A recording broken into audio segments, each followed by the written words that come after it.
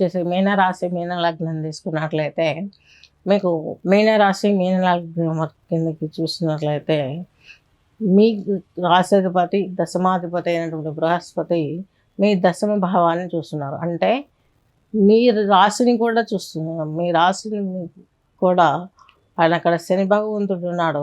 ఆ శని భగవంతుని రాశి అయిన కుంభరాశిని కూడా అందులో ఉన్న రాహువును, బుధుడిని తీసుకున్న 10వ తేదీ వరకు బుధుడు ఉంటాడు. తర్వాత ఆయన మీనంలోకి వెళ్ళిపోతాడు.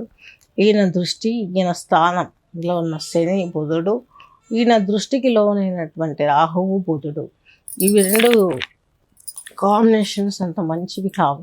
కాకపోతే గొప్ప వరం ఏంటంటే ఈ యొక్క బృహస్పతి చూస్తున్నారు. తన సొంత ఇంటిని తానే చూసుకుంటున్నారు.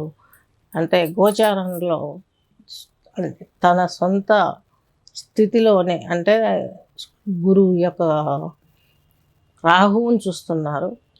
బుధుడు వచ్చేసి 10న మీనంలోకి వెళ్తాడు. కాకపోతే ఫెచ్చింగ్ ఏంటంటే గురువు చూపు అన్నది చక్కగా ఉంటుంది.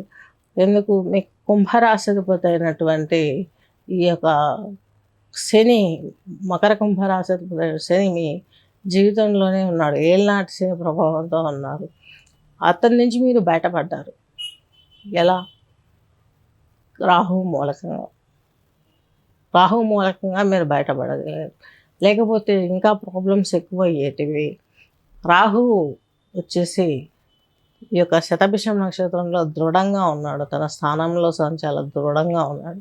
మీరు వెహికల్స్ నడిపేటప్పుడు చాలా ఆచితూచి నడపాల్సిన అవసరం ఎంతైనా ఉంది. వ్యవహారాలు ఇలాంటివి, ఏమైనా పరిష్కారాలు ఇలాంటి వాటిల్లో ఇన్వాల్వ్ అవ్వడం మీకు చాలా ఇష్టంగా ఉంటుంది.